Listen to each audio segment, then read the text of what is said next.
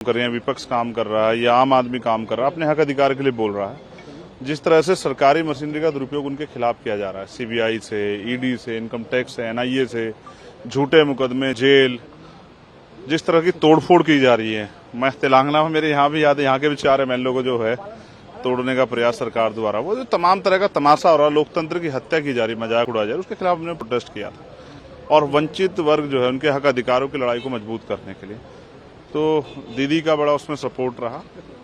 उनके 4 member of parliament वहां शामिल हुए और उन्होंने मैं विश्वास दिलाया कि इस लड़ाई में हम लोग साथ हैं। उनके इनविटेशन पे मैं यहाँ आया और मैं उनको इनवाइट करने आया स्पेशली कि वो जो यहाँ मैं देख रहा हूँ जो उन्होंने किया है उसको वो देश में उसको जाना जाए। वो जाना कैसे जाएगा, तो मैं उनको स्पेशली इनवाइट करने के लिए आया क्योंकि हमारा उत्तर में बहुत बड़ा काम है। हमारी यूनिट यहाँ भी है भीम आर्मी की सब जगह पे, तो मैं उनको इनवाइट करने के लिए आया कि वो थोड़ा सा समय निकालें।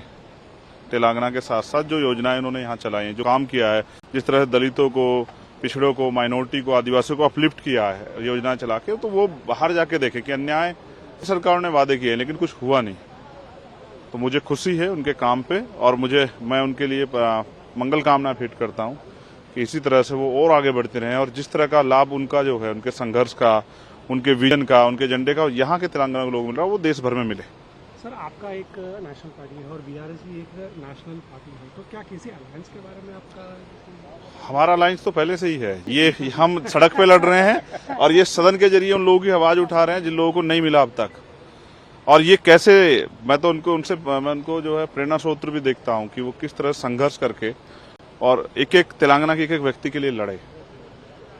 तो हमारा अलायंस ही है, इस अलायंस ये है कि ये भी अन्याय के खिलाफ लड़ रहे हैं और हम भी लड़ रहे हैं और इनको मौका मिल गया है तो ये अब लोगों की परेशानियों को दूर करने में बहुत बड़ी भूमिका अदा कर रहे हैं। और हम कोशिश कर रहे हैं कि वहां जो अन्याय हो रहा है उसको रोक के वहां भी लोगों को जो है, जो परेशानियां उनको दूर कर दें। और ये अलायंस जो है ना, ये अलायंस विचारों का है।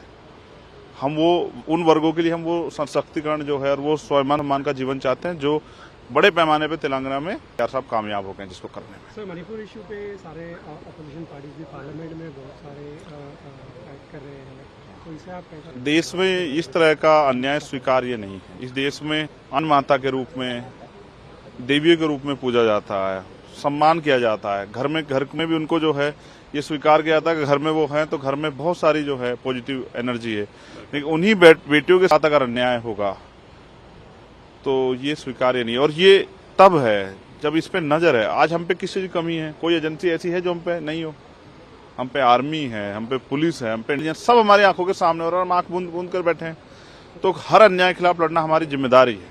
इसलिए जो भी इसको गलत मान रहा लड़ रहा है, लेकिन सरकार को ये फैसला करना पड़ेगा कि सरकार जो है, जिनकी सरकार वहां है, स्पेशली आरएसएस भाजपा के लोगों को, कि देश उनके द्वारा के न्याय को देख रहा है और राजनीतिक स्वार्थ में इतने बिल्कुल मदहोश ना हो जाएं कि ये भी न भूल जाएं कि आज देश जो है कितना दुखी है। उस पर लोगों को नींद नहीं आ रही। और लोगों की छोड़िए, मैं अपनी बात बताता हूँ। जिस दिन घटना देखी मुझे 2 रात नींद नहीं आई।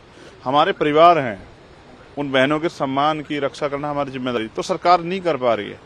सिर्फ अपने राजनीतिक स्वार्थ में शर्म आनी चाहिए सरकार। सर, क्या लगता है आपको अम्बेडकर स्टैचू को पार्लियामेंट में भी लगाना चाहिए? हाँ, लगना चाहिए।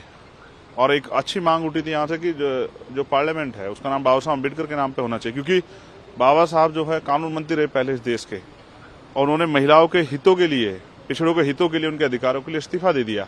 लेकिन उससे भी बड़ी बात यह है कि आज उस कानून मंत्री के विचारों को किस तरह से बर्बाद किया जा रहा है, किस तरह इतिहास से मिटाया जा रहा है। मैं बधाई देता हूँ यहाँ की इनकी केसीआर साहब की सोच को, उनके विजन को। उन्होंने इतनी बड़ी स्टैचू बाबा साहब की लगाई और सिर्फ स्टैचू नहीं, उनके विचारों पे भी वो काम कर रहे हैं। मुझे जान के बड़ी खुशी हुई। इसलिए मैं मंगल कामना भेंट करता हूँ कि इनका आंदोलन मजबूती से आगे बढ़े और ताकतवर।